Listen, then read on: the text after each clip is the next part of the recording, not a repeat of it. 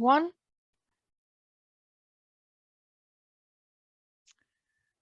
Good afternoon from a very sunny Belfast. My name is Peter Ball. I'm a consultant radiologist in the Royal Victoria and Belfast City Hospitals and the current co-chair of the Science Committee of the Faculty of Radiology in the RCSI. Unfortunately, the Dean of the Faculty, Dr. Peter Kavanagh, is unable to host today due to a previous engagement. It is, however, my great pleasure to stand in for him. As you may be aware, it was the 60th anniversary of the faculty in 2021. It's been a difficult year for all of us, and it was particularly disappointing that we were not able to celebrate the special occasion in the usual fashion in the college building at the ASM. As was the way at the time this meeting was held virtually, however, we were able to meet in person at the recent spring meeting in Limerick. The faculty, as a result, was able to recognise the close ties that we have with radiologists across the world and hold a conferring honorary fellowship for, we had honorary fellows from Sloan-Kettering in New York City and Great Ormond Street in London. Imaging has come a long way over the past 100 years. It's unlikely that the pioneers of imaging in Ireland, such as Drs. Houghton and Shaw in Dublin and Belfast, would quite believe that the detail that we're achieving and the demand for current imaging provided. It is a privilege to be able to host this amuse-bouche for current radiological practice. The previous annual scientific meeting in 2021 was themed RADS classifications, which all the current specialists in the field of medicine will be aware of and potentially baffled by. The three speakers were selected to give a general overview of classification of appearances on imaging to guide further investigation or management on the relatively broad topics of lung nodule, prostate imaging, and colon imaging. The insights into this have been recorded, and the speakers will not be available for direct questions. If there are any burning issues, I will endeavour to answer these as best I can via the chat on the website. However, the speakers are happy to take any questions arising via email, which will be provided at the end of their talks. So without further ado, I would like to introduce the first speaker, Professor Helen Fenlon from Mater University Hospital in Dublin, with a talk entitled C-Rads and Structured Reporting for CT Colonography.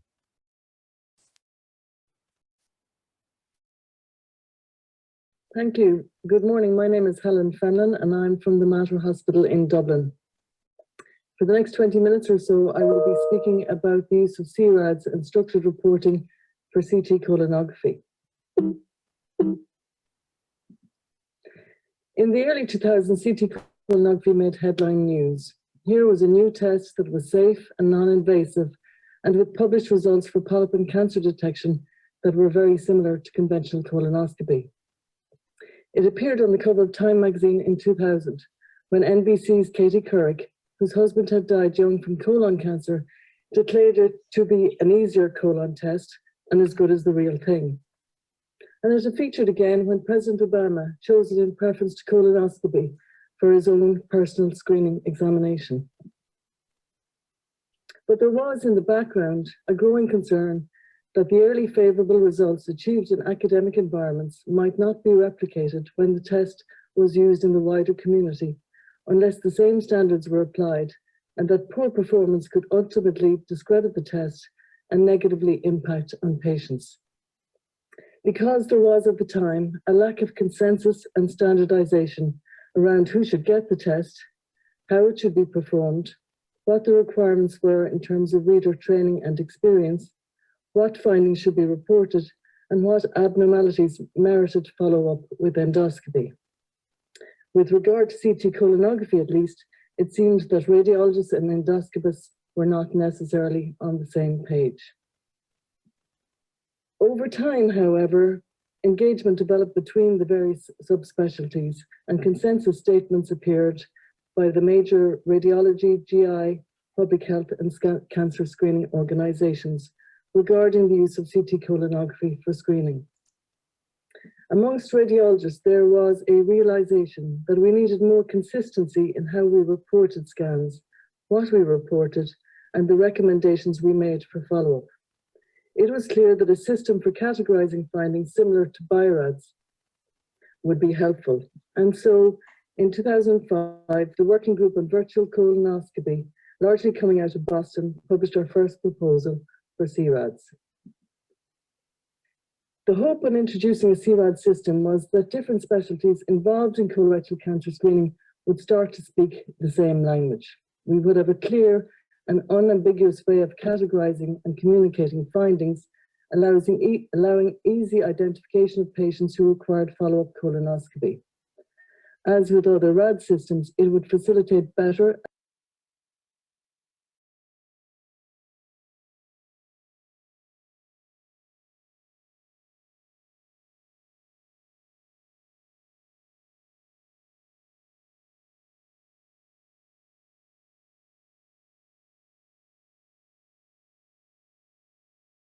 and more uniform data collection for research, quality assurance, and comparisons between different screening programs. How well suited is CT colonography and the colon cancer disease process to the use of a RAD system? Well, it's very well suited, in fact, partly because of the limitations of the test and partly related to the nature of the disease. There is a very narrow range of pathologies and imaging findings on screening colonography. It's pretty much black or white. There is either a polyp present or there's not. And if there is a polyp present, how big is it? And is there more than one? In terms of colon cancer screening, the target for detection and removal is the polyp, but not all polyps, specifically the advanced adenoma. That is an adenoma greater than 10 millimeters in size with villous histology or high-grade dysplasia.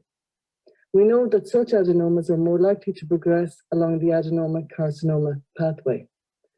Fortunately, in most average-risk individuals, this is quite a leisurely process from adenoma to carcinoma, so there's ample opportunity to screen, identify the high-risk polyps, and remove them. One of the limitations of CT colonography, however, is that it cannot provide us with any tissue characterization, no information on whether there are villous components or high-grade dysplasia present. The only prognosticator we have is lesion size. And does size matter? Well, yes, it does, fortunately. If you look at all polyps less than 6 millimeters in size, only a third of these will actually be adenomas, the rest being hyperplastic polyps which have no malignant potential. Even if it is a small adenoma, the likelihood that it will progress to cancer in a 10-year period is very small. And as polyp size increases, so does the risk. So where do you draw the line? Well, if you look at US data, 28 million Americans alone will have polyps. Some 30% of these polyps will be hyperplastic, so zero risk of cancer. So a policy of universal polypectomy makes no sense at all. It is neither feasible nor justifiable. Based on epidemiological data, a cutoff of 6 millimeters is now regarded by many as the best place to draw that line. So the agreed target for detection in many countries now is all polyps 6 millimeters or larger, all potential cancers, with one additional group, that is, patients with 3 or more polyps, just less than 6 millimeters in size, as multiplicity in this size range increases the chance of a colon harboring an advanced adenoma.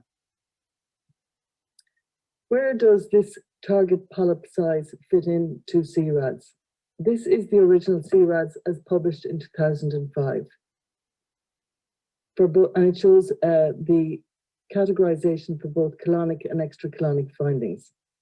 C0 is an inadequate or incomplete test awaiting priors for comparison. C1 shows benign findings only. C4 is a cancer. These categories are fairly straightforward and there's no controversy. But looking at the C2 and C3 categories in a little more detail, this is where there's been some difference of opinion and modification over the years. In the original C-RADS, polyps 6 to 9 millimeters in size were classified as C2 lesions, and the recommendation for C2 lesion was an option between either surveillance or colonoscopy. This approach is now thought to be too loose and too uncertain in the context of a screening program. It could, for example, result in a 55-year-old patient with a 9mm right-sided colon polyp not being referred for colonoscopy, which I think would probably be a mistake. In the original 2005 C-Rads, it was a 10mm size threshold for a single polyp that triggered a follow-up scope. That's a little bit larger than what most screening programs would now regard as reasonable. Similarly, in the original 2005 C-Rads, there wasn't a clear pathway for patients with, for example, an indeterminate stricture that wasn't a definite cancer, but which would require colonoscopy. The UK Bowel Cancer Screening Programme made their own changes to C-Rads in an attempt to better stratify risk, but their system became a little overly complex with multiple categories and subcategories for polyps of different numbers and sizes. So the modified C-Rads, which we use and which was designed to simplify the categories to better reflect our overall target lesion, that's the 6mm size threshold, and to better classify indeterminate findings that require endoscopy. And it's shown here. In the modified C-Rads, C0 is an inadequate or incomplete study. C1 and C2 are normal or benign findings, so they require no scope. C3 and C4 are the abnormal CT colonography examinations. And these include our target polyps and cancers, and these require colonoscopy. Similarly, extracolonic findings are categorized according to their potential significance. E1 being normal, E2 clinically insignificant findings, E3 likely insignificant finding but new or incompletely characterized so workup may be indicated, E4 a potentially significant new extracolonic finding that needs workup. This is the template that we use for structured reporting of CT colonography in the matter. You can see it's largely designed around the modified C-Rad system, largely designed around polyp size and cancers. And at the bottom of each report, the C and E class is given for each patient and a reminder of the modified C-Rad system so that readers can use this as a reference. That way, everybody who looks at the report can easily understand the findings and their significance. A quick word on key descriptors used in the template report. These are very straightforward. For any polyp or cancer that you find, there are three key features that you need to comment on in the report: size, location, and morphology.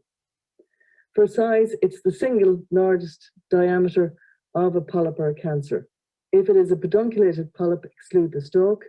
If it is a difficult lesion to measure, such as this flat lesion here, and it can be difficult to measure in 2D, then measure it in 3D. Irrespective of how you measure a lesion, use the window level and width that demonstrates the lesion best. In terms of location, there are 6 segments to the colon: the rectum, sigmoid, descending, transverse, ascending, and cecum. Flexures are not regarded as separate, and some software programs allow you to calculate the distance to the anal verge, although it is of limited usefulness as it can vary considerably from the endoscopic distance. In terms of lesion morphology, we use the Parry classification for polyps.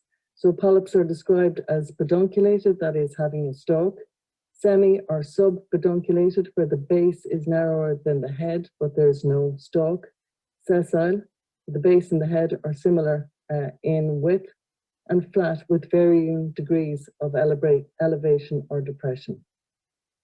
Cancer terminology is pretty straightforward. They're described as flat, saddle-shaped or hemiannular, polypoid, annular, or obstructing. So just to show some examples of each category, here's a C0 examination. You can see the descending colon on both the supine scan and the prone scan is incompletely visualized due to poor distension. So this is a C0 incomplete exam and will have to be repeated. This should make up a minority of the cases in a screening population, certainly no more than about 3%. These are C1 and C2 exams. So C1, a completely normal colon. C2, a variety of abnormalities here, diverticular disease, a lipoma of the ileocecal valve, an inverted diverticulum with a typical fatty attenuation. These are all benign findings, no follow-up required, back to routine screening, and these should make up the majority of patients in a screening program. Then there are the C3 and C4 findings, which are abnormal and require colonoscopy. So the C3 findings, as we said, divided into A, B, and C. C3A being a polyp 6 millimeters or larger, B, 3 or more polyps 4 to 6 millimeters in size, and C3C being an indeterminate finding, for example, a stricture that requires colonoscopy, and C4, a mass or stricture that's likely malignant. These should account for about 15% of patients in a screening program and higher if CT follows a positive stool test. So just some examples here, a C3A, a 7 millimeter pedunculated polyp in the mid-transverse colon, patient will be referred for a scope. Another C3A example on the left, a 12 millimeter pedunculated polyp in the right colon, on the right a 20 millimeter pedunculated polyp in the left colon, both C3A, both referred on for scope. Some flat lesions in the right colon again, flat polyps right colon greater than 6 millimeters in size, categorized as C3A. These patients will be referred on for colonoscopy. Here's a patient who doesn't have a polyp more than 6 millimeters in size, but has 3 small polyps.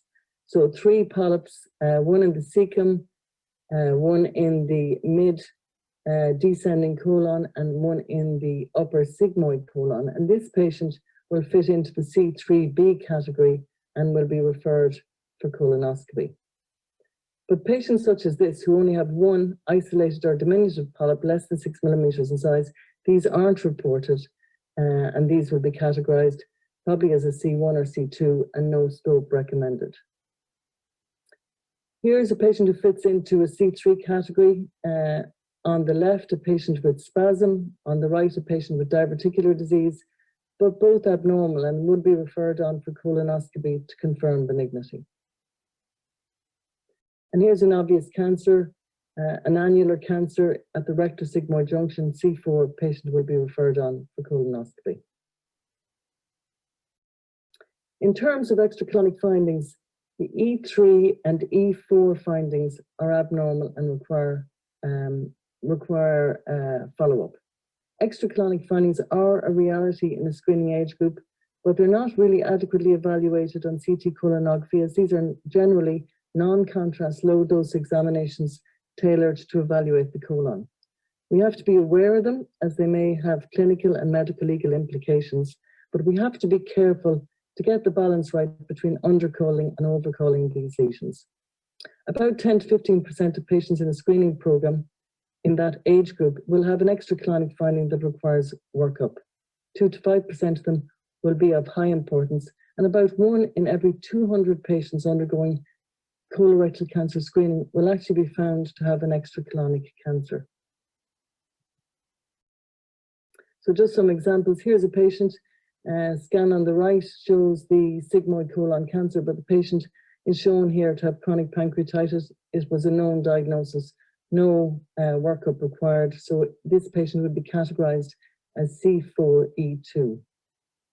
Another patient with a sigmoid colon cancer, bilateral adnexal cysts, postmenopausal patient, categorized as C4E3, workup indicated. A patient here who under CT colonography is found to have a solid appearing mass in the right kidney, which on subsequent workup was shown to be a renal cell carcinoma, a normal colon, a right renal cell carcinoma, C1E4. And a patient who had a normal colon with imaging features highly suggestive of lymphoma, C2E4. When you use a reporting system like C-Rads or modified C-Rads with a structured report, the quality assurance process is greatly simplified. For example, this is the list of KPIs used for CT colonography in colon cancer screening. Information regarding 11 of the KPIs, the KPI items, can easily be extracted directly from the modified C-RADS structured report.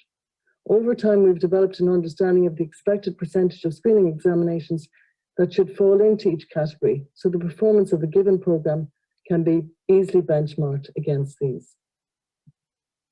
So in summary, there is a definite benefit from using the modified C-RADS and structured reporting in CT colonography.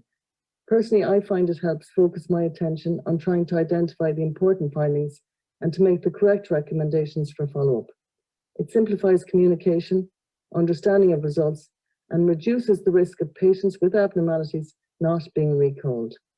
It does require buy-in and understanding on the part of all clinicians involved, but ultimately it results in a safer and a better service. Thank you.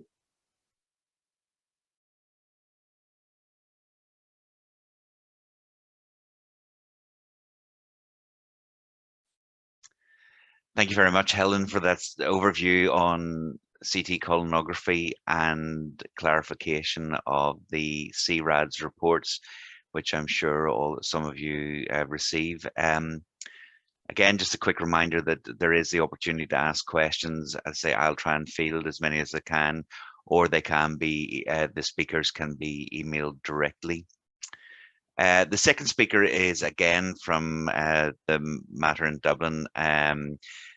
Speaker is Dr. Barry Hutchinson, who will attempt to demystify the dark arts of prostate reporting.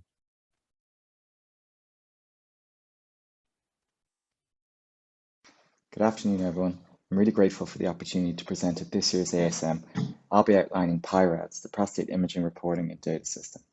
In this presentation, I'd like to review the anatomy of the prostate, describe the technical specifications of MRI, go through the specific PIRADS categories, and look at pitfalls and cases. Beginning with anatomy, the prostate isn't a particularly anatomically complex structure, and most of the time it can be simplified to a peripherally located peripheral zone and a centrally located transition zone, but I think it is worth having a good knowledge of prostate anatomy to read MRI prostate. In medicine, the prostate gland is often likened to a walnut in terms of its size. In shape, it can be compared to everybody's favorite type of walnut, the walnut whip being, or rather an inverted walnut whip being larger at the base and smaller at its apex. The prostate gland surrounds the prostatic urethra with a focal enlargement in its mid-portion known as the verumontanum. The verumontanum is relevant as it receives the openings of the paired ejaculatory ducts, which we can routinely see on MRI. Centrally, the orifice of the prostatic utricle, which is a vestigial diverticulum which forms utricle cysts when fluid-filled. If we keep building up our prostate, the next addition would be the transition zone. It surrounds the mid-portion of the urethra above the verumontanum, and terminology-wise, the transition zone is not well named, as it's central and it's often conflated with the central zone. Looking at the prostate in cross-section at this level, we can see the transition zone surrounding the urethra.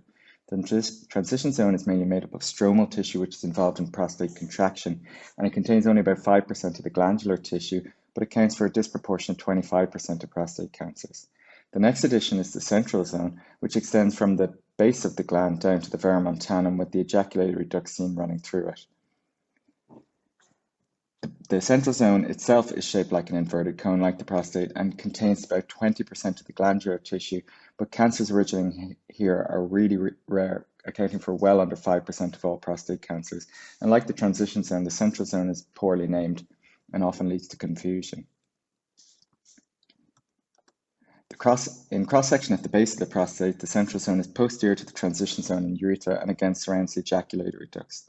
The central zone is made up of more compacted tissue than the rest of the prostate, and so demonstrates lower T2 and ADC signal and higher DWI signal. And overcalling cancer in the prostate zone is one of the most common errors in MRI prostate interpretation. In coronal through the central zone, the triangular shape can be appreciated, with the ejaculatory ducts draining longitudinally through it, the seminal vesicles and ductus deferens draining in at the top, and the verumontanum seen at its apex. The peripheral zone is well named as it's peripheral and almost entirely glandular, accounting for about 75% of all prostate cancers. In cross-section, it can be seen to extend around to the 3 and 9 o'clock positions. Lastly, the anterior fibromuscular stroma is an excellently named portion of the prostate, as it's fibrous, muscular, and lies anteriorly. It often dips down into the between the transition zone, and being fibrous, it's uniformly low in signal, similar to pelvic muscular floor musculature on all sequences. It does not contain any glandular tissue, and so cancers can't arise here, but they frequently extend into it. The neurovascular bundles run along the posterolateral aspects of the prostate gland at the 5 and 7 o'clock positions, and nerves and vessels perforate into the prostate at the apex and base, and these sites can serve as conduits for extraprostatic extension of cancer. So looking at a small field of view axial T2 of the prostate, we can see the intrinsically markedly hyperintense peripheral zone surrounding the heterogeneous low and high signal transition zone. They appear to be separated by a capsule, which is a pseudocapsule just made up of compacted prostate tissue, and the prostate itself is surrounded by an apparent capsule, which is not a true capsule, but just condensation of pelvic fascia. The anterior fibromuscular stroma is low signal, similar to obturator internus. The neurovascular bundles are seen at 5 and 7 o'clock, and you can see flow voids within them. And then as we go up to the base of the gland, we can see the low signal central zone with two small ejaculatory ducts between them, which head up and receive the seminal vesicles and ductus deferens. In coronal, you can appreciate the ejaculatory ducts here medial with the seminal vesicles lateral, draining into the apex of the central zone. And here you can see an ejaculatory duct in long section. And this is the triangular low signal central zone, highlighted here in purple with the verumontanum at its apex. Again, the central zone has intrinsic signal which simulates prostate cancer, and so when calling a PIRADS lesion in this zone, coronal images should be reviewed first.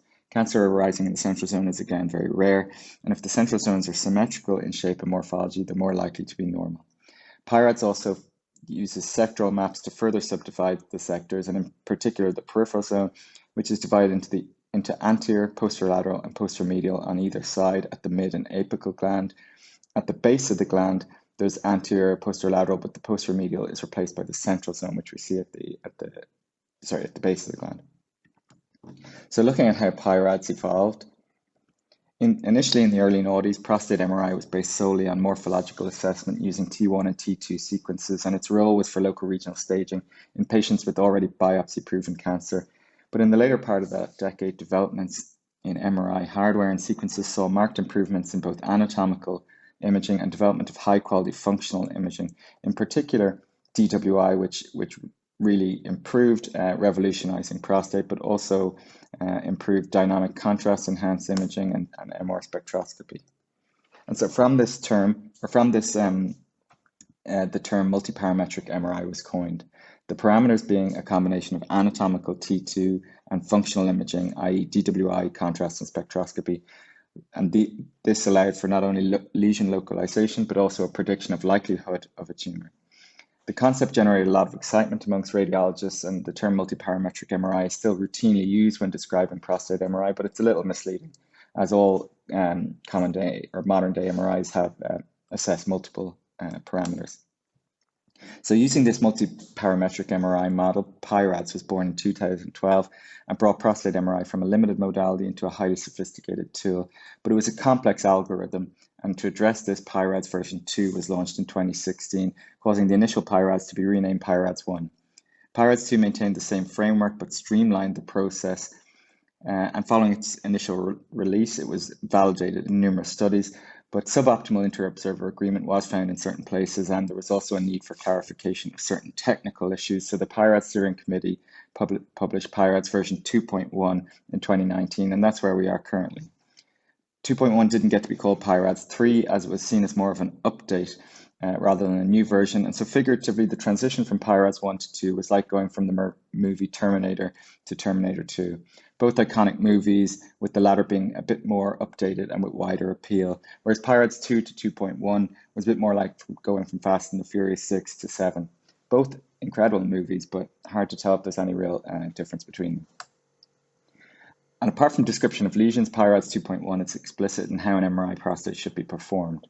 In terms of things that must be included in the current day MRI prostate, there must be T2 sequences, DWI, and a T1. And if you perform all this, you'd be performing a biparametric MRI prostate. The two parameters being T2 and DWI, as the T1 does not get to be called a parameter, but is a mandatory problem-solving sequence. The T2-weighted sequences must include a small field of view axial sequence, which covers the prostate and seminal vesicles, and the axial plane can either be a straight axial or axial along the long axis of the prostate gland. In order to facilitate correlation and synchronized scrolling, slice thickness should be the same for all sequences.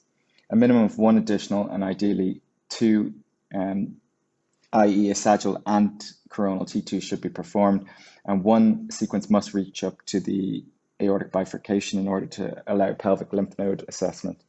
In terms of DWI, prostate imaging requires low, intermediate, and high B-value DWI sequences ranging from B0 to B1000, similar to an MRI brain, and the ADC map is then calculated from these sequences. But where prostate differs is PIRADS 2.1 also mandates an ultra-high B-value sequence with a minimum B-value of 1400 and ideally B2000.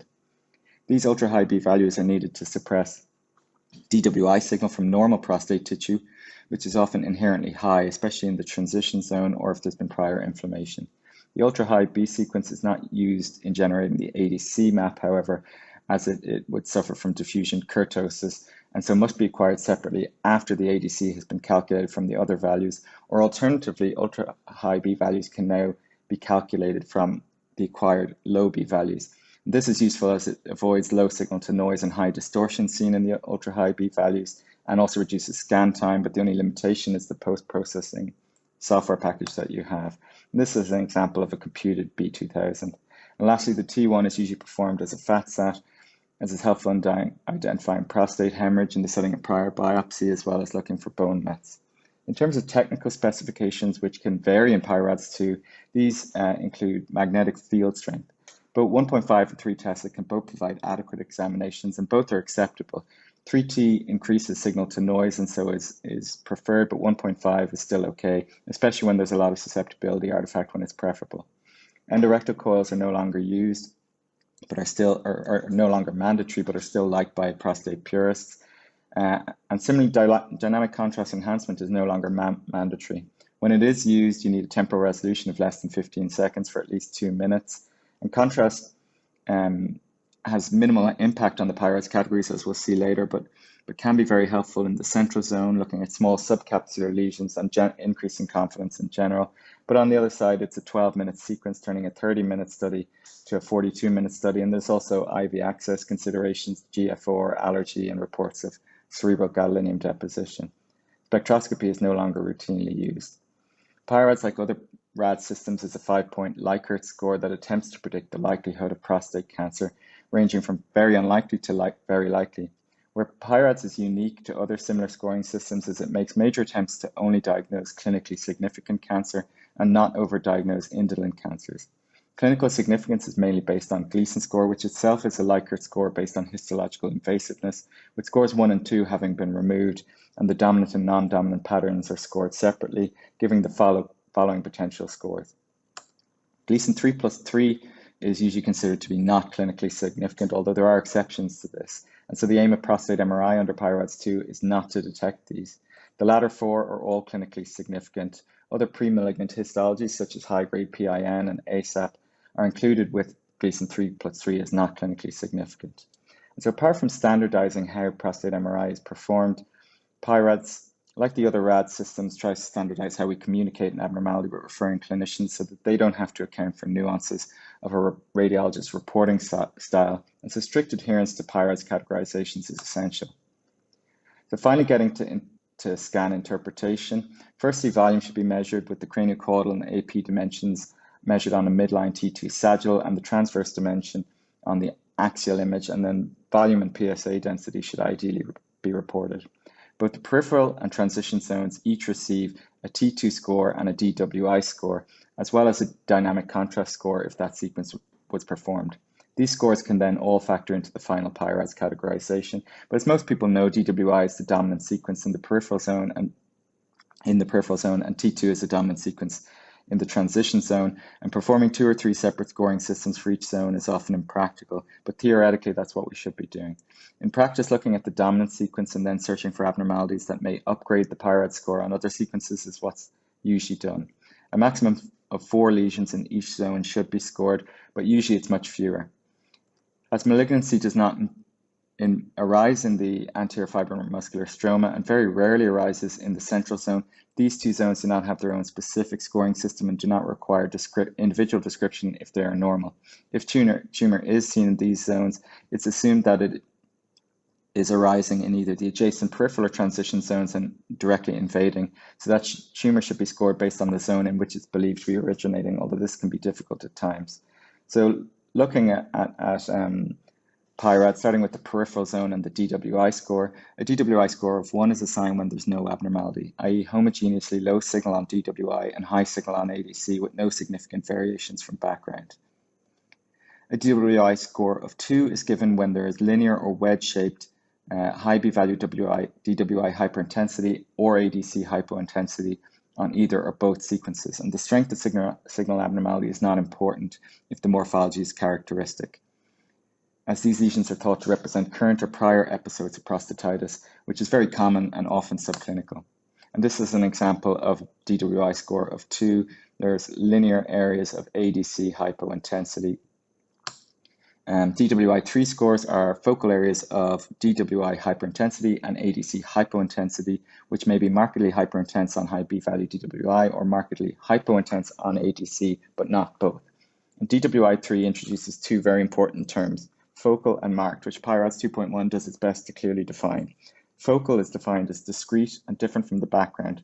So it doesn't have to be very well circumscribed, but it shouldn't be ill-defined either. Any DWI 3, 4, or 5 lesion should have the word focal, so the term ill-defined PIRADS 3 shouldn't be used as a term. Marked is defined as more pronounced signal change than any other focus in the same zone. And so this is an example of a DWI 3 score in the left peripheral zone. On high B-value DWI, there's an area of focal, mild hyperintensity and corresponding mild ADC hypointensity, and this is biopsied and benign. DWI 4 lesions are focal and both markedly hyperintense on high B-value DWI and markedly hypointense on ADC and measure less than 1.5 centimeters. And this measurement should be on the ADC in the longest dimension. And this lesion in the right peripheral zone is a DWI4, markedly hyperintense, markedly hypointense, and this is biopsied and was Gleason 4+3 at biopsy. And DWI score in the peripheral zone of 5 is the same as 4, but measuring greater than 1.5 centimeters. And so this is an example of a DWI5 in the right apex peripheral zone, markedly high, markedly low, and greater than 1.5 centimeters. In terms of deciding if something is marked or not, ADC values can be helpful. They can easily be measured on PACS by replacing an ROI on the ADC map. It was initially hoped that these values could be made to, we could make reliable cutoff values for malignancy, but researchers soon found that there's a lot of variation between magnets and stopped routinely reporting and measuring ADC values. That said, it can still be a very helpful tool with ADC of less than 0.85, giving a much higher likelihood of clinically significant malignancy. I personally use it when trying to determine whether something is markedly low or just low, and I'd encourage all radiologists to get into the habit of measuring ADC values in lesions that they know either to be benign or malignant in order to build up their own internal calibration. And DW5 is also assigned regardless of signal if extraprostatic extension is seen. This is an example of a T2 rather than DWI, showing tumor extending from the apex into the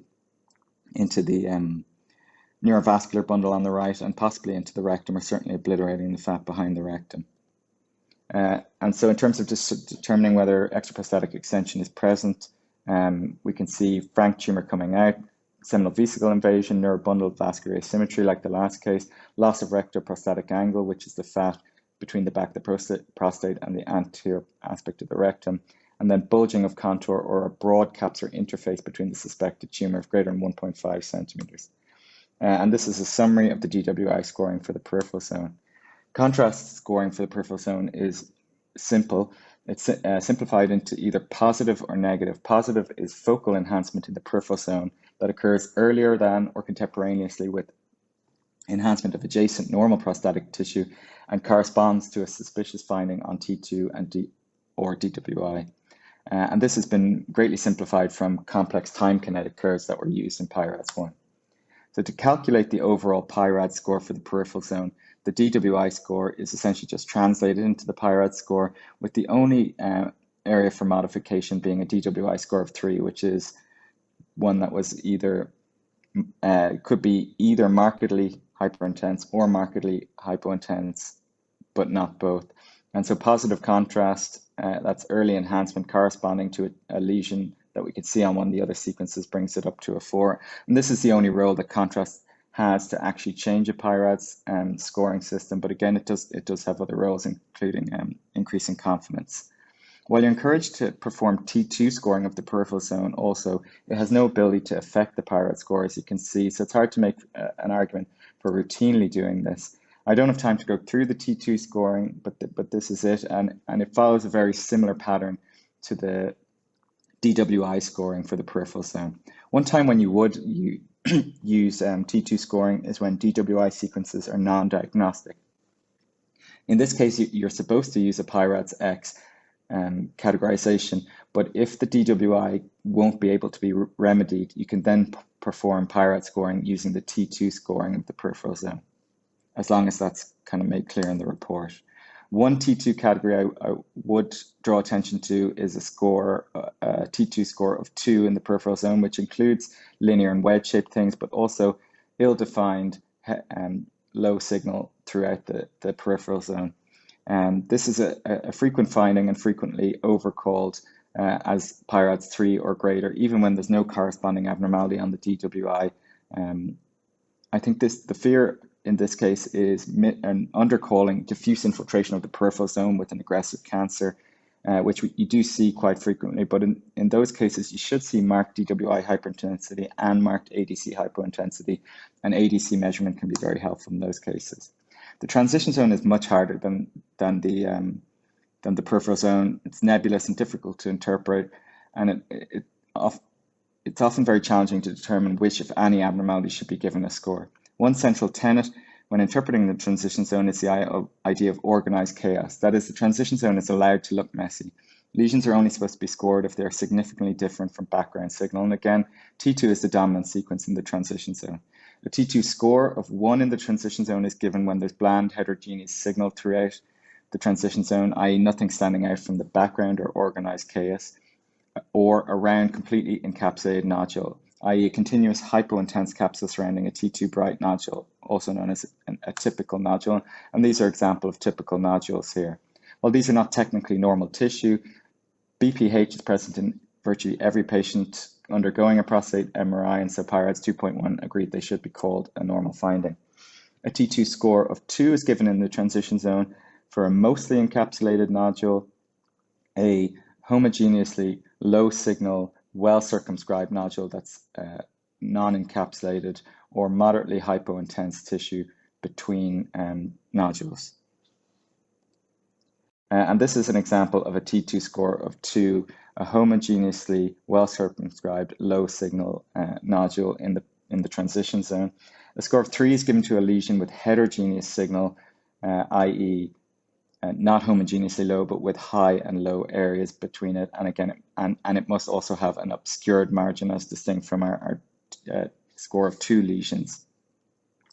T2 score 3 lesions in the transition zone are the most difficult thing for us to agree on. There's very low inter-observer agreement in these.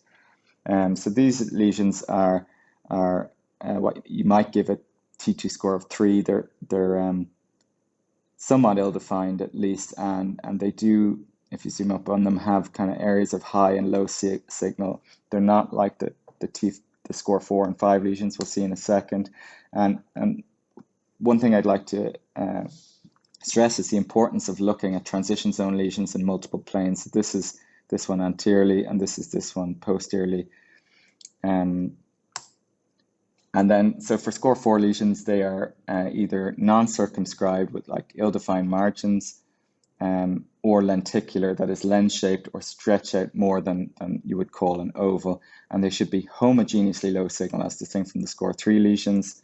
And like in the DW or in the peripheral zone, measure less than 1.5 centimeters for a score of 4 and greater than 1.5 centimeters for a score of 5.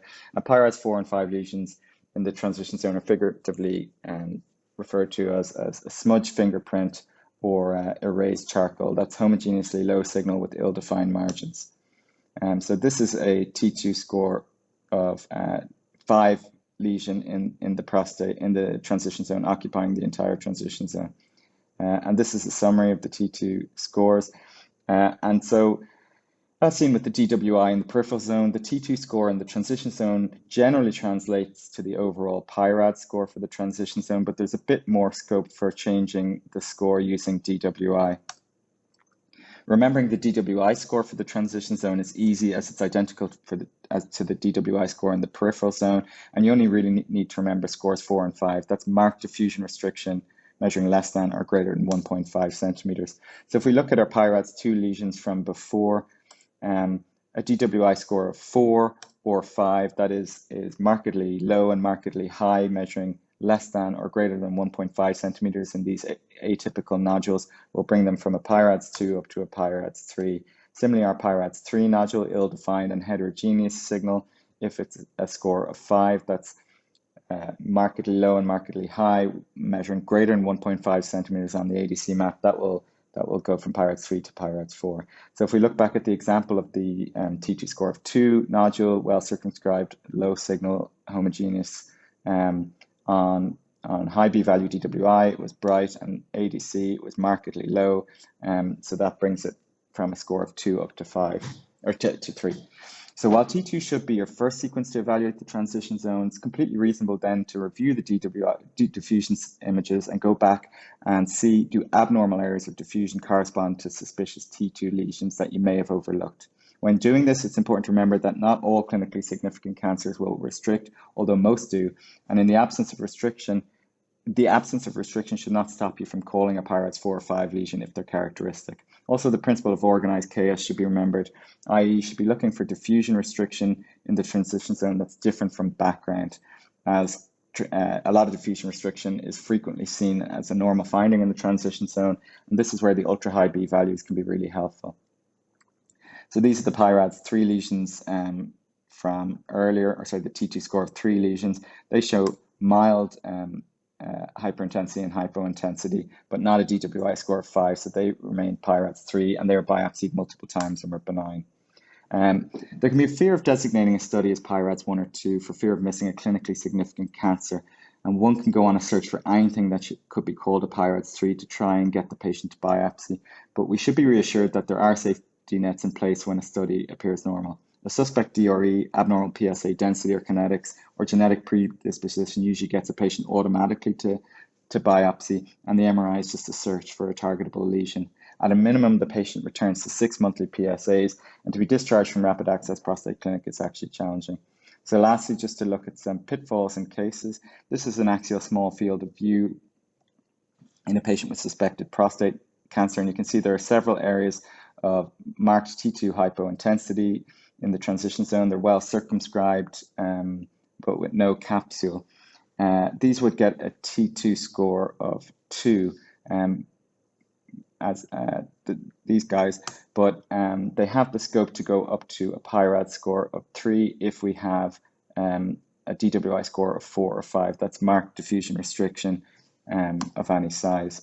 And so if we look at these on ADC, each one is markedly low signal on the ADC. So they're nearly at a PIRADS 3, but if we look at the DWI, they're markedly low as well, as opposed to markedly high. And this can create confusion, especially if it's in the peripheral zone, as you could call this a PIRADS 3 lesion being markedly low but not markedly high, but you shouldn't. This is an example of T2 blackout, which is the exact opposite of T2 shine through. The ADC equation you'll remember well from physics shows that DWI signal is a product of T2 star signal and ADC, which is the diffusivity, and if T2 star is 0, then ADC will be 0. And so calcification, hemorrhage have no T2 signal, and so they will always have low ADC, but this shouldn't be confused with restriction, and this would be given a PIRADS score of 2. In this case, you'll see a band of marked hyperintensity on the ultra high B value in the prostate at the level of the mid gland, and this could potentially have a DWI score of 3 or 5, depending on what we see on the ADC C sequence, but the ADC, which I don't have here, but on T2, you can see there's no abnormality corresponding to this. And even when you look at the B1000 as opposed to the B2000, there's minimal signal abnormality here. So this appearance is a common artifact encountered with DWI imaging, and it's due to susceptibility artifact, mainly caused by a combination of, but mainly caused by magnetic field inhomogeneity due to gas in the rectum. At you get susceptibility due to interface of gas and rectal tissue creating inhomogeneity, and this corresponds to signal pileup. So due to their long echo times and use of echoplanar imaging, DWI are the perfect substrate for severe imaging distortion with any field inhomogeneity. This is amplified with higher B values, especially at B2000, and worse again at 3 Tesla. And this is, while this was only a small amount of gas, it caused a lot of artifact. And while this demonstrates one of the problems with B2000s, it also demonstrates their strength because it is asymmetrical, and this area here was a clinically significant cancer, and you really couldn't appreciate it on the B1000. This is similar, more pronounced case of a very distended rectum, and you can see that the diffusion is completely unusable in this case. On the same theme, hip arthroplasties cause severe artifact. In this case, on the T2, you can see good imaging of the prostate. The artifact doesn't get it, but the DWI is again unusable. And this is because, again, DWI is very affected by susceptibility. Potential solutions in this case are to use 1.5 Tesla non-echoplanar imaging, based DWI without echoplanar imaging, and parallel imaging, but at times it's insurmountable. In those cases, you call this PIRADS X and then give a PIRADS assessment based on the T2 score. This is the scan I used initially for anatomy, and you might have spotted an area of low signal in the right peripheral zone. And this is just to illustrate, you can see things often much more clearly on other planes. So this is the lesion here in the peripheral zone, and you really didn't see it that well on the axial. And this is a patient with extraprostatic extension of tumor. And if you look at the VATSAT T1, this is non-contrast enhanced, you see areas of bright signal in the bone which correspond to bone mets. And this is due to MRI auto re-windowing that happens. And so on the T1 FATSAT, often look for bright things in the bones. If it was non-FATSAT, mets would be expected to be dark on T1. This is a common finding, well, relatively common. This is called the posterior midline pseudo-lesion, the wedge-shaped area of T2 and A2C hypointensity in the posterior midline. May relate to fusion or thickening of the prostate capsule and fascia at where the peripheral zones fuse, and look out for its common mimic. And this was biopsied and was benign. And this is the last case, a patient with suspected prostate cancer. It shows a number of different findings that we've looked at. The peripheral zone shows areas of ill-defined T2 hypointensity.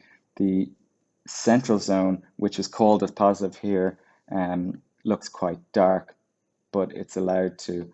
And when you look at the central zone on coronal, it looks symmetrical and normal.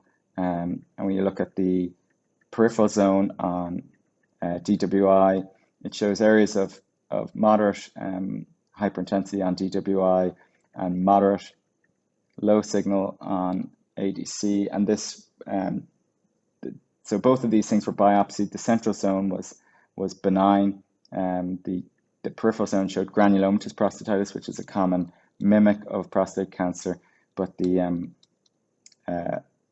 was no malignancy in there. So take-home points: be familiar with the central zone. If it's symmetrical, it's likely normal. The transition zone is very hard. Remember, lesions must be different from background. PIRADS 4 and 5 lesions must be homogeneously hypointense throughout, and you can lean on the DWI a good bit.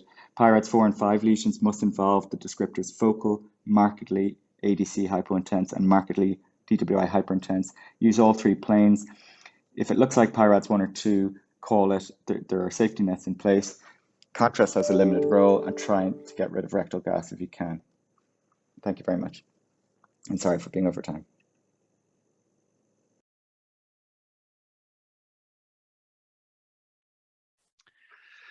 Thank you, Barry. There's obviously a man who paid close attention to how to get the most out of your PowerPoint slides. I always have terrible slide jealousy whenever I see any of Barry's talks. Just a quick reminder that you can ask questions via the live Q&A. And if you want to email any of the speakers about any other issues, their email addresses will be provided at the end. So the final speaker is Dr. Sara Hayes, who's currently on fellowship in Memorial Sloan-Kettering Hospital in New York with one of our, under the tutorage of one of our recent honorary fellows, Dr. Michelle Ginsberg. Her talk is on LUNG-RADS, what the radiologist, and I would add others, need to know. Good morning, everyone. My name is Sara Hayes. I'm a Cork-trained radiologist, but I've been working in Memorial Sloan-Kettering Cancer Centre in New York for the past 9 years. My talk today is on LUNG-RADS, what the radiologist needs to know. And I hope this will be a practical, useful guide for any of you who may be using the LUNG-RADS system. I have no financial disclosures. So what is LUNG-RADS? It's a reporting system developed by the American College of Radiology. The aim of LUNG-RADS was to standardize the reporting of lung cancer screening CTs, to establish a common lexicon and definitions, to define a positive screen, and also to standardize further management recommendations. They wanted to reduce confusion in the interpretation of reports of lung cancer screening CTs, and also facilitate outcome monitoring. So over the past decades, the ACR have been quite busy developing a reporting system for many different diseases, some of which you'll hear about more today in other talks. So LUNG-RADS is one of the most recent systems. The oldest and most widely used system is the PIRADS reporting system for breast cancer, which was first published in 1993. Other systems are becoming more widely used, including PIRADS for prostate cancer, LI-RADS for HCC screening, and both of these we routinely use at Sloan-Kettering.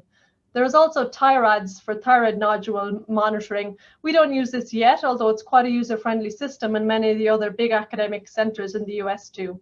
There's also NIRADS for neck masses, CAD-RADS for coronary artery disease, and ORADS for ovarian or adnexal masses. And we have started using ORADS recently at Sloan-Kettering. And lastly, there's also C-RADS for colon cancer screening. So the background to lung cancer screening has been fraught with controversies and uncertain data, although it has now been fully implemented in the US, if not yet in Ireland and most of Europe.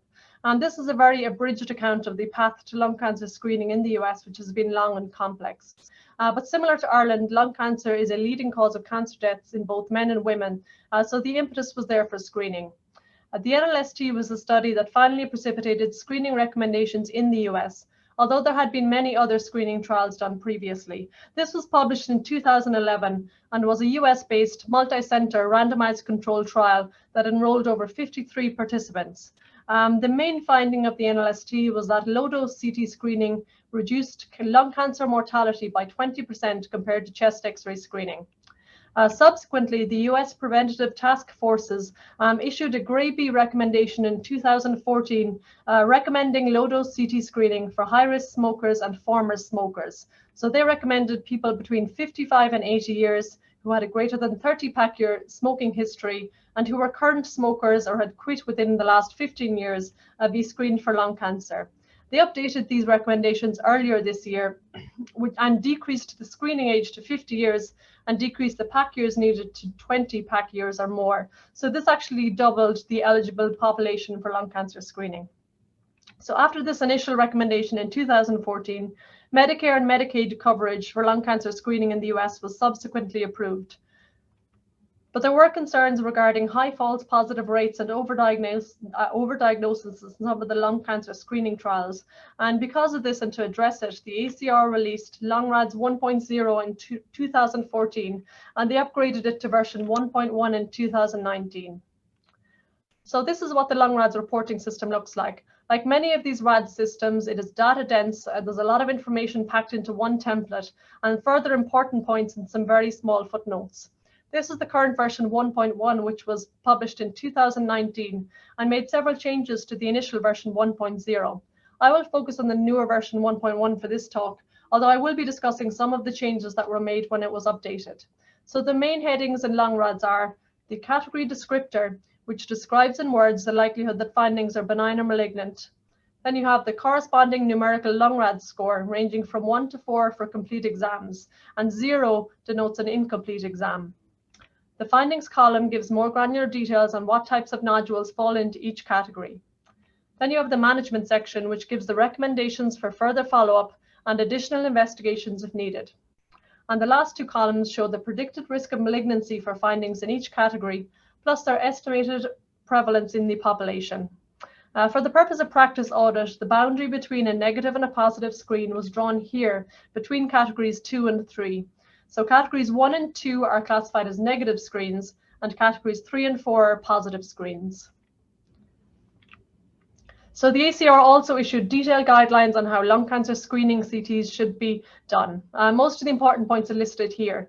You can see they specified that the CT scanner had to be a multi-detector helical scanner with more than 4 rows. No IV or oral contrast is to be given. The study should be acquired in a single breath hold with full inspiration and should cover from lung apice through lung bases. The adrenals do not need to be imaged. They recommended a reconstructed image width of less than or equal to 2.5 millimeters with the less than or equal to 1 millimeter slice thickness preferred. MPR and MIP reconstructions are recommended. The dose modulation can be manual or automatic, but the CTDI volume should be less than or equal to 3 milligrays for standardized patients. This leads to an average effective dose of 1 millisievert per examination. So the first step in any lung cancer screening CT is to identify all the pulmonary nodules and then classifying them into either solid or subsolid nodules. The subsolid nodules are then further subdivided into part solid nodules, which have both solid and ground glass components, like you can see here, and non-solid nodules, which are the pure ground glass nodules. It's worth taking a little bit of time to describe how nodules are measured for LUNG-RADS, because it doesn't always feel intuitive, or not to me anyway. The nodule measurements are obtained in lung windows, and they specify that the nodules should be measured in millimeters to 1 decimal place.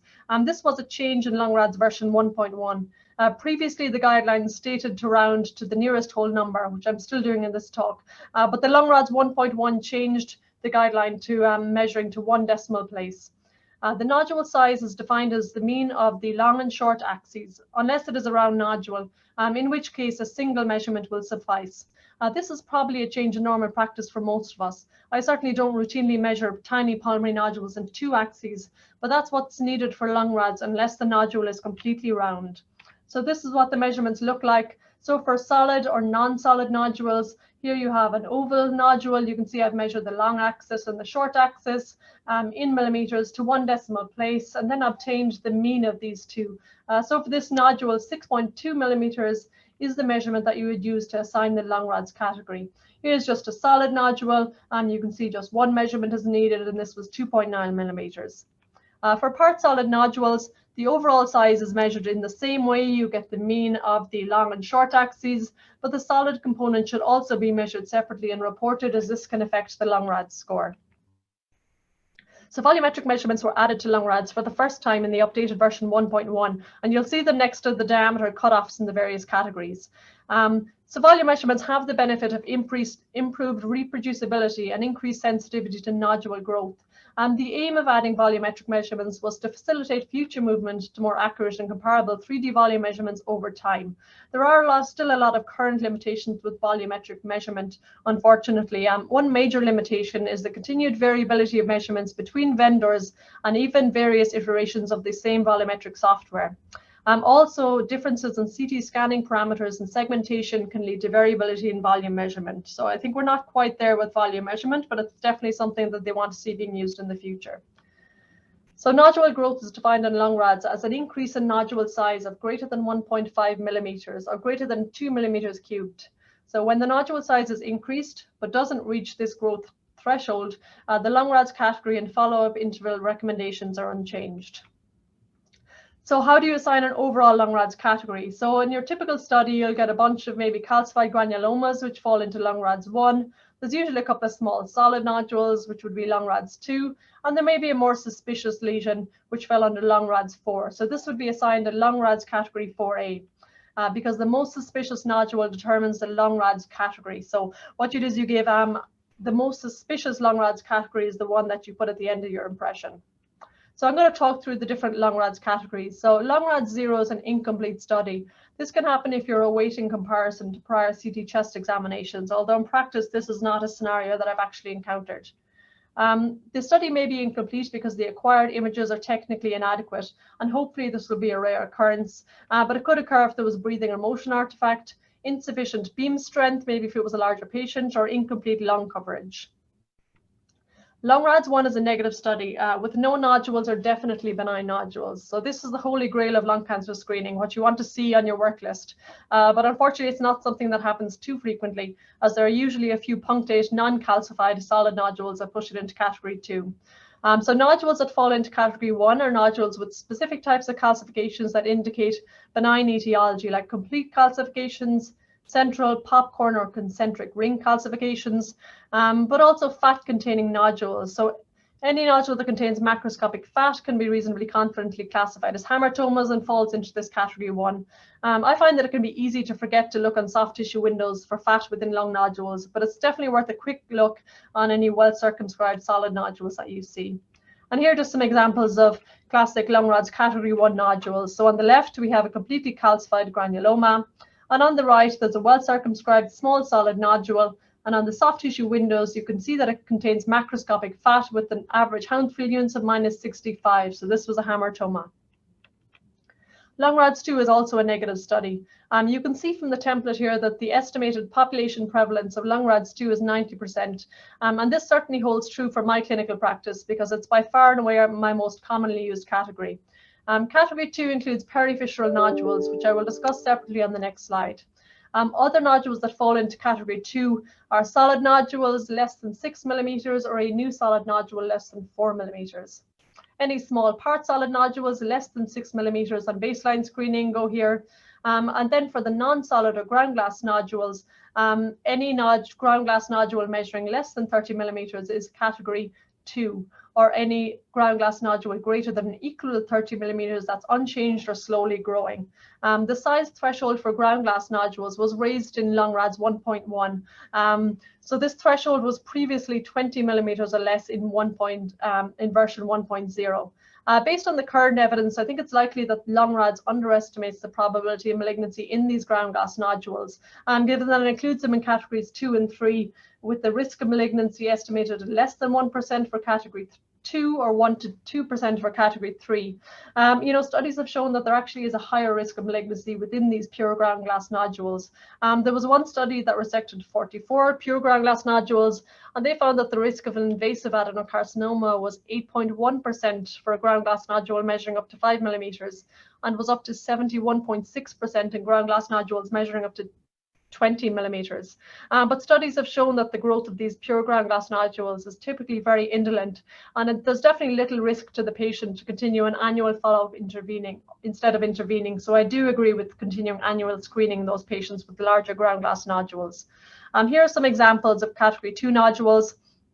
On the left, we have a solid nodule, 5 millimeters.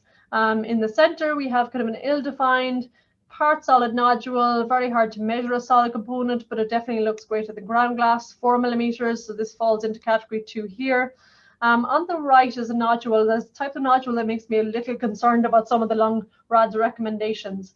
This was a part solid nodule, kind of ill-defined, mean diameter of 14 millimeters. And you can see that it has a central solid component which measured about 6 millimeters. So at baseline, this was a category 4A nodule, a suspicious nodule, but it was unchanged in follow-up, had been stable for a year. And here you can see that any category 3 or 4 nodules that are unchanged for greater than or equal to 3 months drop back into the category 2 benign appearance or behavior.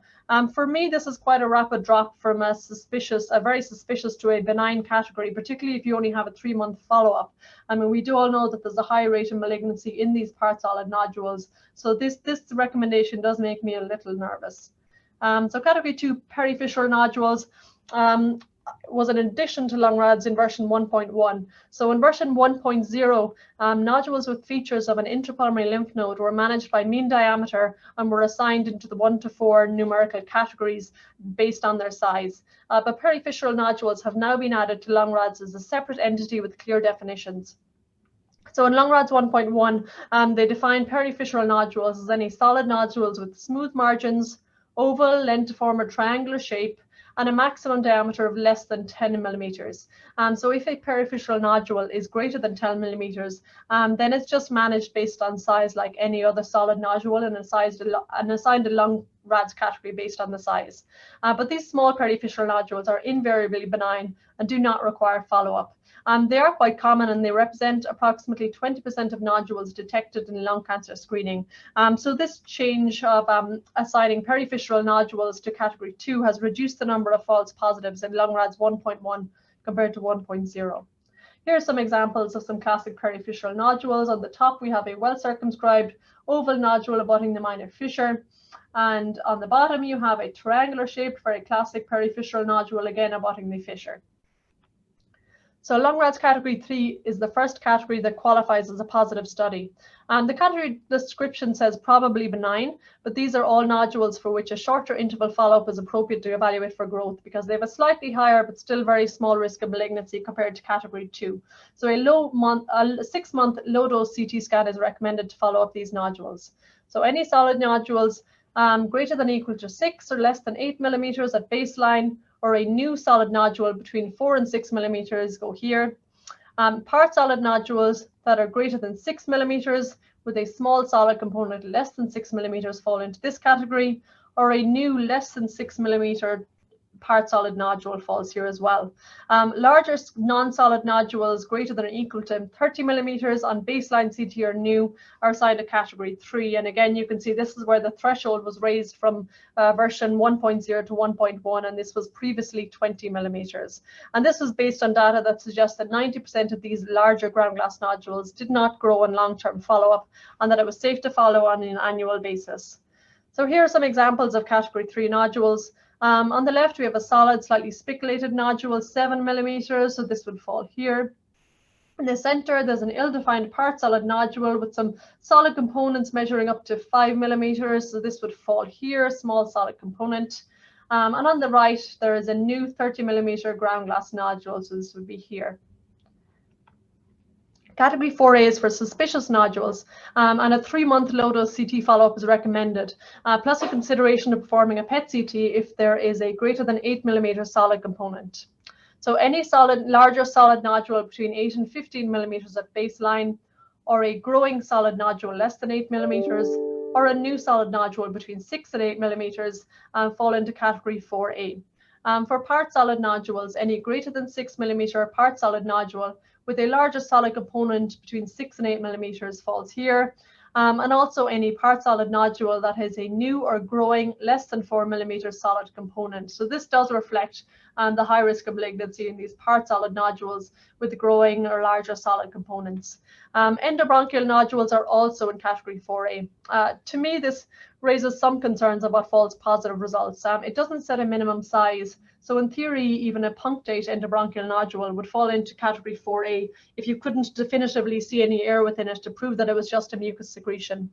So in the NLST, they looked at endobronchial nodules. I mean, they had over 50,000 screened patients, and they found 186 patients who had an endobronchial nodule and underwent follow-up evaluation with a CT or a bronchoscopy or both. Of these 186 patients, only 7 of them had persistent endobronchial nodules on follow-up, and none of them were subsequently proved to be malignant. So I think I'm a little wary of this category, and usually if I think something is mucus secretions, I do try and downplay it in the report. So here's some examples of category 4A. On the left, we have a new solid 7 millimeter nodule. So this would fall here, new 6 to 8 millimeter nodule. And then on the right, we have an endobronchial sub-centimeter nodule and probably another punctate one here. So category 4B is for very suspicious nodules with a risk of malignancy of greater than 15%. The management recommendations for these are to do a full dose CT chest with or without IV contrast, to do a PET CT if there's a greater than 8 millimeter solid component, and or tissue sampling. Here are some examples of category 4B nodules. So on the left, we have a solid 25mm nodule, slightly spiculated. I think we can all agree this looks quite suspicious. And on the right, there's the more ill-defined part solid nodule, which has a 9mm solid component. Another addition to LUNG-RADS 1.1 were these instructions here under category 4B. This gives an option to do a 1-month repeat low-dose CT scan to reevaluate new large lung nodules. I do find this very helpful in cases of new ill-defined nodules that could be just focal consolidation. It prevents you escalating potentially benign findings into the 4B management recommendation pathway. And this is something we did encounter occasionally with LUNG-RADS 1.0. So a good addition here to category 4B. Category 4X is listed under category 4B with the same management recommendations. This is a very useful category and one I'm going to spend a little bit of time on. This category 4X allows a radiologist to use their own judgment and experience to bump up a nodule that should technically be in category 3 or 4 if it has other features that make you more concerned for malignancy, or if there are other findings from the scan such as adenopathy or evidence of metastatic disease. This category is especially useful for findings that are not well addressed by LUNG-RADS, such as cystic nodules like this. Here we can see 2 images, 1 year apart. We can see a slight increase in size of this right lower lobe cystic nodule. It was 27 by 16 millimeters on follow-up. It had been 24 by 16 millimeters on baseline. If you look at it in the baseline, you can see there's a little bit of mural thickening, some mild nodularity. But on the follow-up year later, there was definitely a growing solid nodular component, which measured 9 by 6 millimeters. So you can see here that would get into the part solid nodules with a newer growing greater than 4 millimeter solid component. So this screening CT was actually done at our hospital within the past 2 weeks, and the patient is currently awaiting a PET CT. So here's another example of a recent category 4X scan that we had. This patient, you could see, had clear malignancy with biapical solid masses measuring up to 3.5 centimeters at the right apex. There's also subaortic adenopathy here, measuring 3.7 by 3.6 centimeters. And there was a subtle lytic lesion with destruction of the left transverse process of T2. On the PET CT, these findings were all FDG avid, and this was proven to be stage 4 lung adenocarcinoma. So here's another example where the 4X category proved useful. There was a new part solid nodule with probably a punctate solid component on an annual screening CT. This fell into LUNG-RADS category 3 initially. A 6-month follow-up CT was recommended. At the 6-month follow-up, you can see that the nodule has increased slightly in size. It's now 12 by 11 millimeters. There isn't really a measurable solid component, but the nodule has increased in overall attenuation. The nodule was not avid in PET CT, which is not surprising given the lack of a measurable solid component. This was resected with the right upper lobe anterior segmentectomy and was proven to be minimally invasive adenocarcinoma. This was a small nodule, could have been followed by LUNG-RADS, but it was read by an experienced radiologist who felt that the interval growth and the increase in overall attenuation was suspicious for malignancy, and they gave it a LUNG-RADS 4X. In this scenario, it really does help to have good relationships with your thoracic surgeons so that they trust your clinical judgment. So does category 4X help with diagnosis?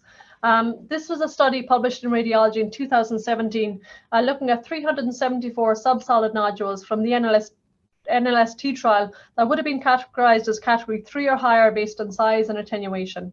So 6 experienced chest radiologists retrospectively reviewed 374 subsolid nodules. They upgraded 15 to 24% of these subsolid nodules to category 4X because they were concerned for one reason or another that these nodules were malignant. And they were found to have a malignancy rate of 46 to 57% in the upgraded nodules. And this was a significantly higher malignancy rate than was seen otherwise in the category 3, 4A and 4B subsolid nodules without observer intervention. So at the end of the LUNG-RADS template, there is an other category with this S modifier, which can be added on to any of the categories 0 to 4. So you can have category LUNG-RADS category 1S, 2S, 3S, etc. The addition of the S modifier is left to the discretion of the radiologist, but should be used if there's any clinically significant or potentially clinically significant findings that are not lung cancer. So incidental clinically significant findings have been reported in about 7% of screening CTs. The ACR lung cancer screening registry records these S findings under the following headings: an aortic aneurysm, moderate or severe coronary artery calcification, pulmonary fibrosis or other interstitial lung disease, and any potentially malignant mass lesions in imaged neck, thorax, and upper abdomen, and then there is an other category. There had previously been a LUNG-RADS C modifier, which was removed in version 1.1, and the C modifier was to denote a patient who had previously been diagnosed and treated with lung cancer. But LUNG-RADS 1.1 clarified that these patients should be considered to be undergoing annual surveillance, not screening. So here's a recent example of our use of the S modifier. This was a patient with a distant history of renal cell carcinoma 10 years previously. The patient had unchanged punctate pulmonary nodules falling into category 2, but unfortunately there were multiple new hepatic lesions, you can see here, suspicious for metastases. The patient then had an MRI confirming multiple hepatic metastases and also showing a pancreatic head mass. These were biopsied and were proven to be a late recurrence of renal cell carcinoma. We screen a lot of our patients at our hospital who have been treated with previously for other malignancies. They're eligible for screening if they've had no active malignancy within the past 5 years. So this is a scenario that we encounter occasionally, particularly in diseases that can have late recurrences like breast cancer. So here's a nice example just of LUNG-RADS in action, where a small lung nodule progressed through the LUNG-RADS categories and then was resected at an early stage. This was a 66-year-old female with 120 pack-year smoking history. She entered the lung cancer screening program in 2015, and on her baseline you can see she had a 12 by 9 millimeter left upper lobe ground glass nodule, and this was LUNG-RADS 2. She was followed yearly without any change until 5 years later, when she developed a new 2 millimeter solid component within this nodule. So this was now LUNG-RADS 3, as it was now part solid with a new less than 4 millimeter solid component. She had then had a 6-month follow-up CT with a little change and went back to annual screening. But again, on the next annual follow-up, there was an increased solid component, now 5 by 4 millimeters, although itself was little changed in overall size. This was now LUNG-RADS 4B because it had a growing solid component greater than 4 millimeters. So a PET CT was performed, again, not avid, not surprising given the small size of the solid component, but this was resected with the left upper lobe apical-posterior segmentectomy subsequently, and this was minimally invasive adenocarcinoma. So this is what we want to see, a patient being screened, being followed appropriately, and then picking up cancers at an early stage. So does it work? I'm not going to discuss the evidence for lung cancer screening in depth. Regarding LUNG-RADS, I just wanted to briefly discuss this one study from JACR in 2015, which looked at the performance of LUNG-RADS when applied to the NLST dataset. This was a retrospective review of 2,180 lung cancer screening CTs, and they were initially reported using positive thresholds based on those used in the NLST. So in this study, LUNG-RADS reduced the overall positive rate from 27.6% to 10.6%. So that was quite a drop. There were no false negatives in the 152 patients reclassified as benign using LUNG-RADS. So in this study, they found that LUNG-RADS increased the positive predictive value for diagnosed malignancy from 6.9% to 17.3%, so by a factor of 2.5. So despite the recent updates, there are still frequently encountered issues that are not currently addressed by LUNG-RADS. One is the management of patients who are approaching 80 and are aging out of the screening program, but may have had a positive study as they approach 80. The easiest thing to do with them is to continue to manage them as if they were still within the screening age, but this may be over-investigation in many 80-year-olds. The 80-year upper cutoff was basically chosen based on the NLST trial design, and really there hasn't been a lot of other rationale behind it. Certainly following up many 80-something-year-olds would be over-investigation and over-diagnosis, but there are other 80-year-olds who have little comorbidities and may have a reasonable life expectancy, and it might be appropriate at some point to include them in screening. Another issue is nodules that decrease in size but increase in attenuation are not addressed in LUNG-RADS. It has been proven that some adenocarcinomas can transiently decrease in size due to architectural collapse.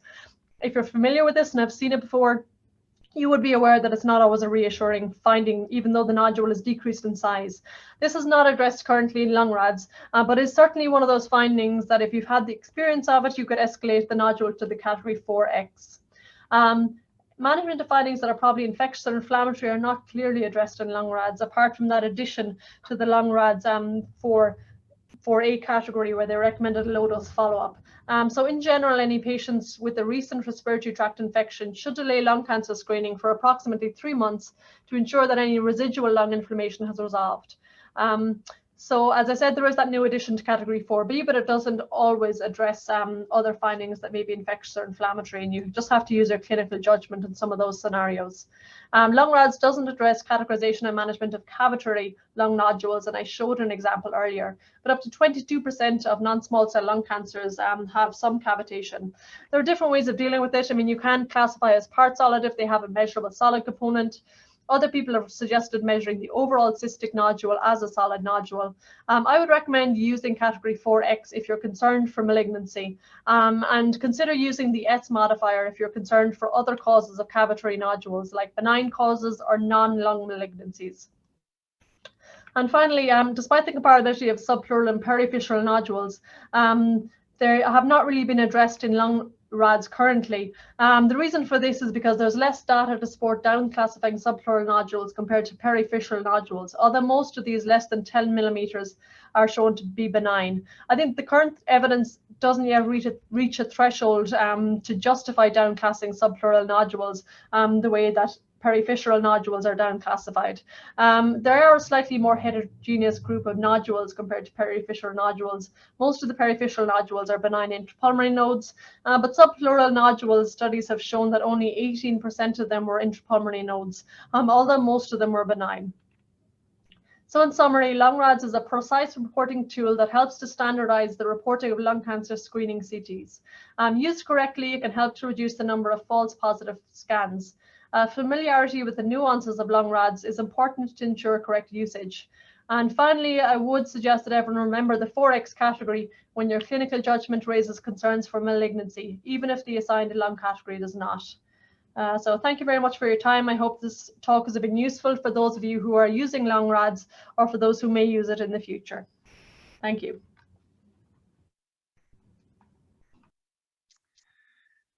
Thank you very much, Sarah, for that excellent review of the ongoing conundrum of lung nodules and how to follow them up. Now we're running very much to time, and unfortunately we have very little time for any further questions or any questions. If there's any issues, these are the email addresses of Professor Fenlon, Dr. Hutchinson, and Dr. Hayes, who are happy to take any further questions. So just to sum up, thank you all for your participation in the session, and hopefully this has given a general insight into the workings of the radiology department in your hospitals. I would like to thank the faculty, staff, and in particular Kayla Gant for her help in putting all of this together, this session together. It's been an honor to be involved, and thank you very much. Have a great weekend.